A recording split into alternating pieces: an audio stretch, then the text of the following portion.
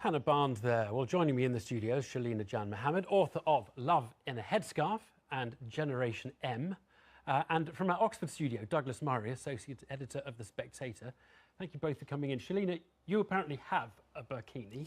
I do. It's an open secret. I've got one. It just looks like a long T-shirt with a pair of leggings and a swimming cap on top. Did you know it was going to be such an important statement of any kind when you acquired it? It looks like a wetsuit that people up and down the country wear, which we need in British waters because it's pretty cold, or you need out in the south of France because it's really hot. So it's not really about the form of the bikini that seems to be at stake here. It's some kind of meaning that's being imposed on it. Exactly. And Douglas Murray, isn't that what all this is about?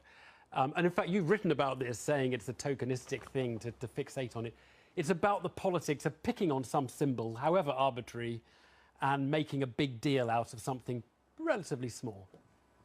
Well, indeed. I mean, in the last 18 months, more than 200 people have been killed in jihadist attacks in France.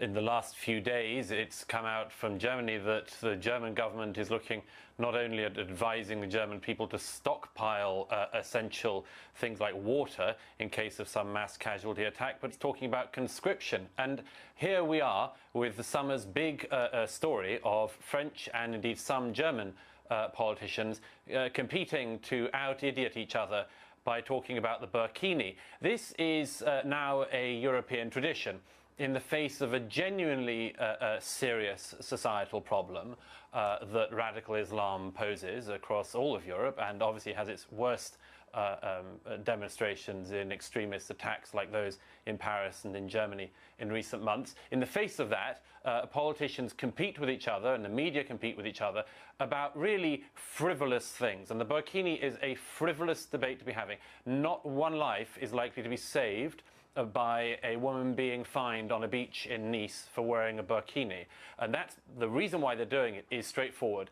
That neither politicians in France, nor politicians in Germany, nor I would argue anywhere in Europe, are able to face up to the massive issues which they have brought about and which they now cannot answer. Let's talk about whether you think those issues, whether you think there's cowardice. I mean, do you agree with Douglas that to some extent they're just focusing on a little thing because they don't want to talk about a big cultural war between Muslims and the West? Do you know what? I think we do need to take a moment just to step back and imagine for women all around the country and all around the world what it's like to sit on a beach building sandcastles with your children and have 4 policemen stand around you with handguns and make you take your top off.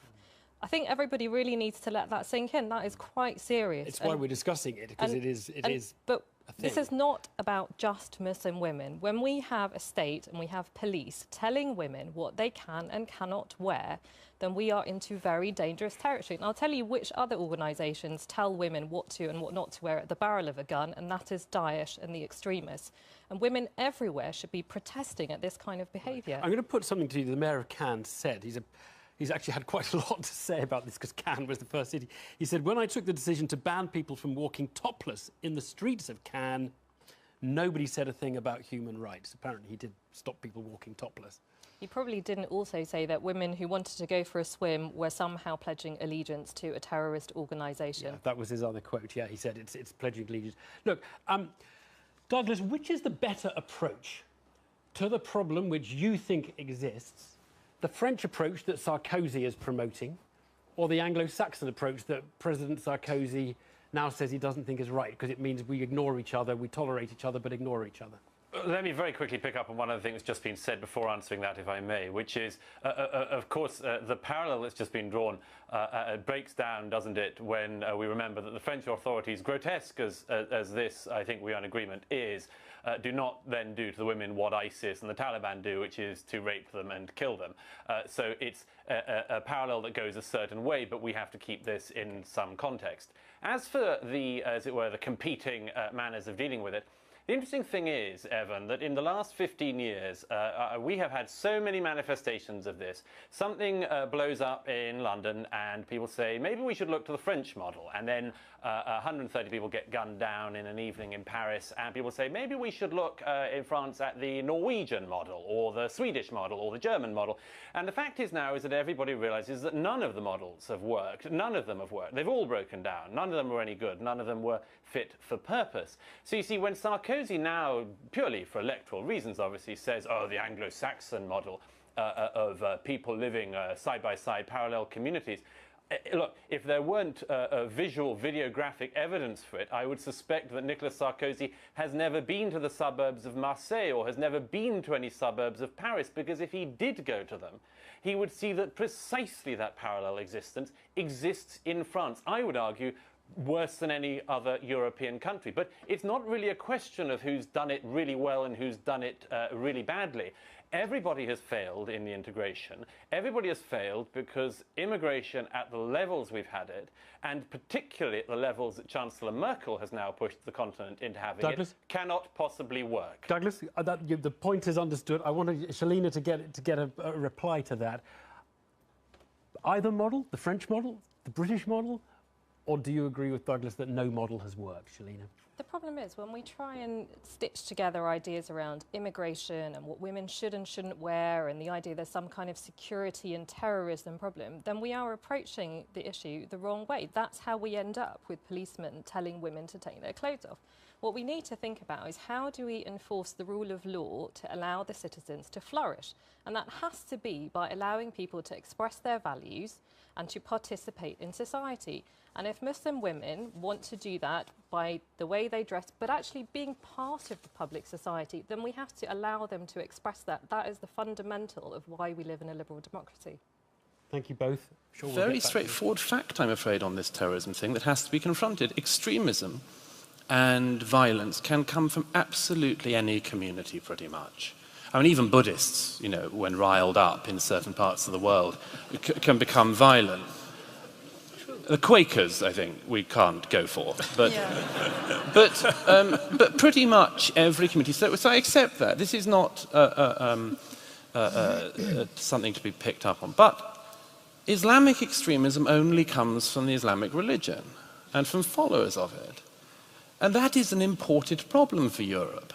That's a problem that we've brought in, and we're now facing. Now, none of our politicians, by the way, and there's no great conspiracy about this, nobody expected it.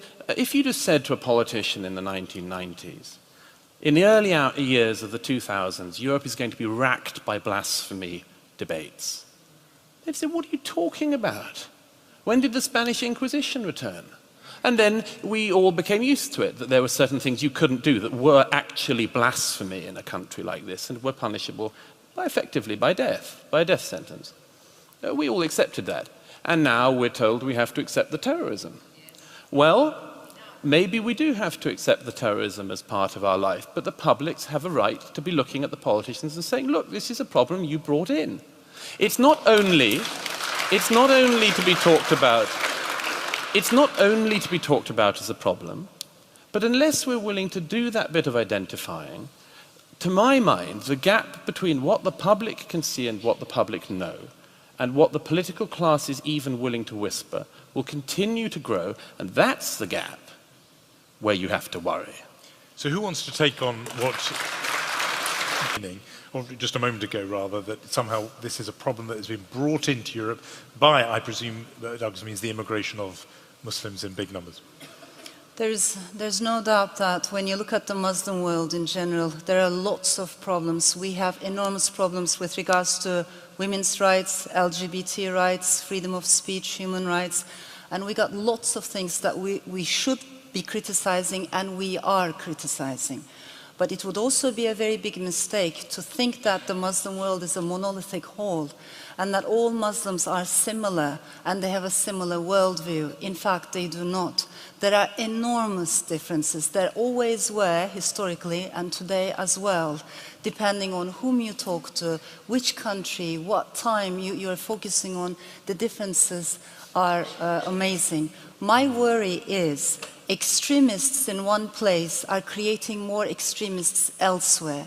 Whether we like it or not, we are all far too globalized to think that by closing our doors and surrounding ourselves by walls, we will be safe and away and removed from all these problems. We won't. We're all of us in this together. It is a massive, terrorism is a big international global problem, and it can only be solved through global solidarity. With regards to the burkini ban in France, I sincerely believe it was very, very wrong. It was a big mistake. I think we should be criticizing faith-based schools, we should be criticizing extremist preachers, we should definitely monitor what people are saying in the mosques, but for God's sake, chasing women who are just wearing their burkinis on the beach, that is not the way forward. And it's even more dangerous because what's happening is, and this is not what we perhaps are not aware of much, those pictures, do you remember the picture of one lady wearing a burkini in France and 3 French policemen by her? Unfortunately, that very photograph has been circulated in Turkey, in Jordan, in Egypt, with awful captions saying, you see, this is what they're doing to our women. All staged, You with know, a TV crew this called upon just to take the picture. This is very dangerous. The Catholic nuns are dressed the same way with a burkini, Can I and you suggest- allow them to dress like Can I- that. Why do you go after? This is crazy. Can I suggest Douglas, something? what do you... May I okay, suggest let's hear something? from you, Can I Doug. just May I- finish just Okay, one yeah, single Elif, I thing? cut you off before, so we'll let you finish now, yeah, and then I come from a country, because Turkey and France have lots of similarities. The laïcité we have borrowed directly from France, not the Anglo-Saxon secularism. And Turkey has applied the headscarf ban. Iran has applied the headscarf ban. It didn't work. It Elif. created massive problems. But yes, we all share the same aims with regards to how do we prevent extremism, how do we prevent terrorism, but let's also find more progressive ways forward Okay. than chasing women sure. with burkinis. Elif, Douglas. First of all, sorry, Elif, but the burkini ban is a massive diversion. A massive diversion. It was a big mistake for the French state when that happened, I agree, but this is not the biggest issue.